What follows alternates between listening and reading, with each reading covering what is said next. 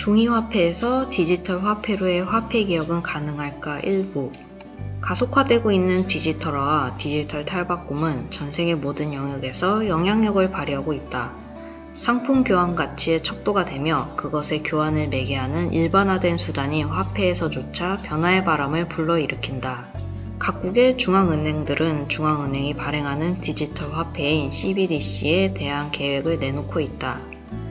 대한민국을 포함한 여러 국가들이 CBDC 발행에 관심을 가지고 있는 이유는 무엇일까? CBDC 발행에 따라 변화하는 것은 어떤 것이 있을까? CBDC의 정의. CBDC란 센트럴 뱅크 디지털 커런시의 약자로 중앙은행이 발행한 디지털 화폐를 통칭하는 말이다. 쉽게 말해 우리가 사용하는 지폐와 동전의 디지털 버전이다. 국가에서 발행한 화폐는 즉 법정 화폐라는 점에서 우리가 현재 사용하는 지폐와 공통점을 가진다. 2. 지폐, 암호화폐와 무엇이 다른가? 지폐와 동전, 비트코인과 같은 암호화폐, 리브라, 테더와 같은 스테이블 코인과 CBDC는 어떻게 구분이 되는지 CBDC의 입장에서 알아보자. 먼저 지폐나 동전, 은행 계좌에 들어있는 돈을 일반 화폐라고 일컫는다. 디지털 화폐란 실물 화폐가 아닌 디지털 형태로 발행되는 모든 화폐를 의미한다. 앞으로 구분할 암호화폐, 스테이블 코인, CBDC를 포괄하는 넓은 개념이다. 비트코인, 이더리움과 같이 민간 기업에 의해 블록체인 기술을 이용하여 발행되며 교환 가치가 고정되지 않는 디지털 화폐는 암호화폐로 통칭된다.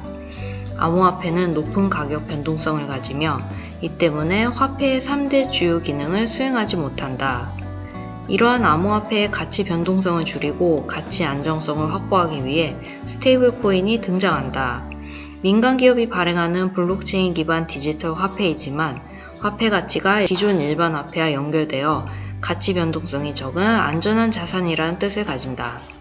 대표적인 예로 페이스북이 발행한 리브라와 홍콩의 비트파이넥스가 발행하는 테더가 있다. 스테이블 코인 시장은 2019년부터 급속도로 성장 중이며 대표적인 스테이블 코인인 테더는 현재 비트코인과 이더리움의 바로 다음 3위인 시가총액을 가진다. 민간 기업이 발행한 디지털 화폐가 일반 화폐와 동일한 가치를 가지며 국경에 제한 없이 통용된다는 것은 각국의 통화 영향력에 위협을 줄 수 있다.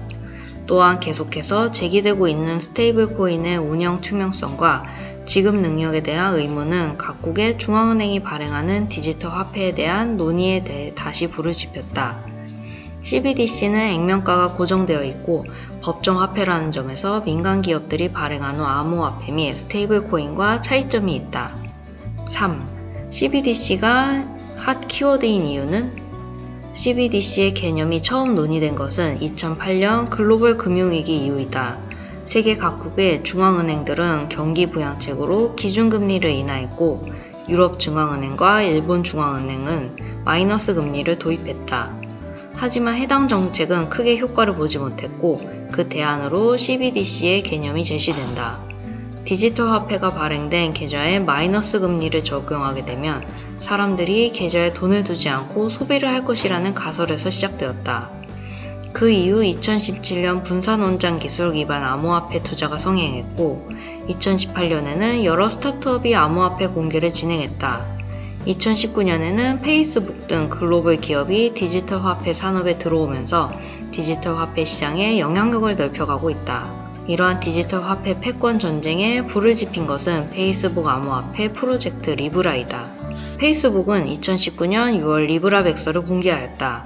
리브라는 정부에서 발행하는 법정화폐를 대체할 신흥 자산으로 떠오르고 있다. 리브라 가치는 금융자산, 실물자산 등과 연동된다. 특히 리브라는 전 세계 24억 명이 사용하는 페이스북 플랫폼을 기반으로 하기 때문에 높은 접근성과 대중성을 보유하고 있다. 리브라, 테더와 같은 스테이블 코인의 활용도가 높아질수록 각국 중앙은행 통화 통제력은 약해진다. 이러한 대체 가능한 경쟁화폐의 등장은 전 세계 중앙은행의 디지털 화폐 발행을 앞당기는 데 일조하고 있다. 중앙은행의 CBDC는 스테이블 코인과 달리 법정 통화와 등가 교환이 가능하고 거래 과정의 신뢰성이 보장되기 때문에 안전하다.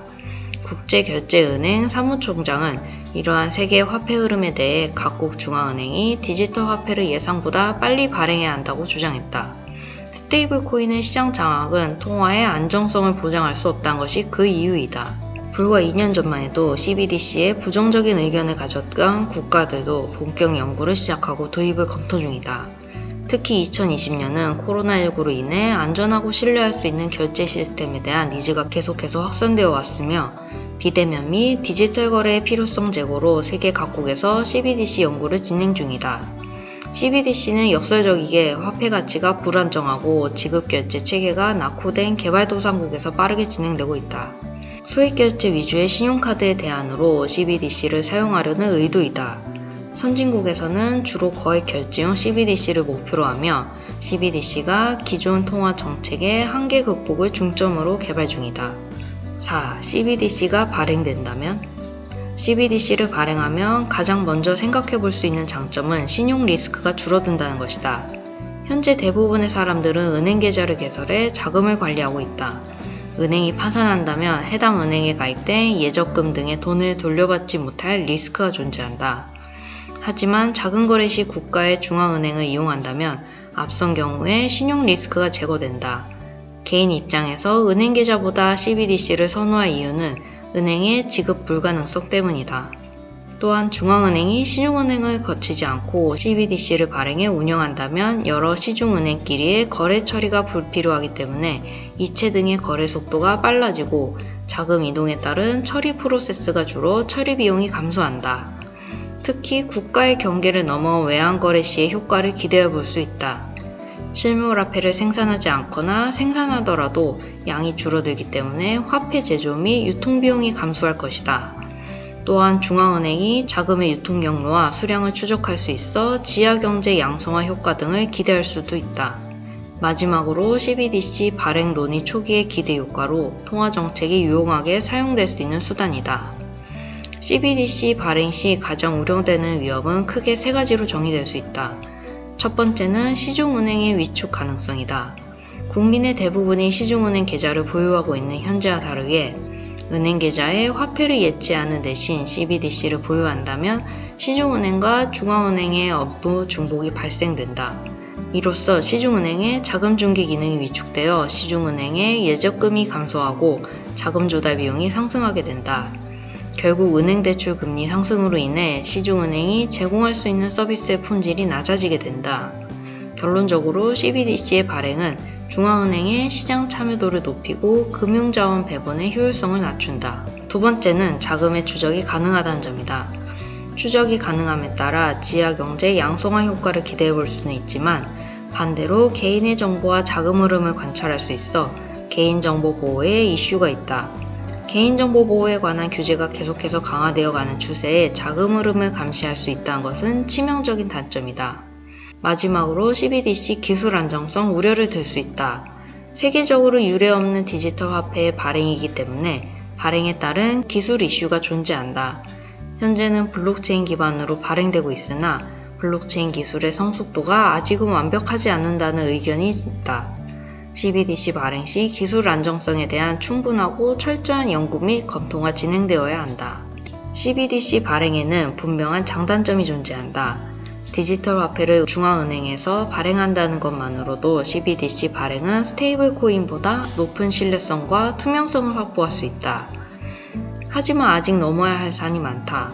법정 통화로서의 가치를 인정받기 위해서는 그 어떠한 문제도 발행해서는 안 된다. 시중은행과의 CBDC 분배 기준 정립과 개인정보 보호의 문제, 기반 기술의 검증 해결 등은 CBDC 도입에 빠르고 결정적인 열쇠가 될 것이다.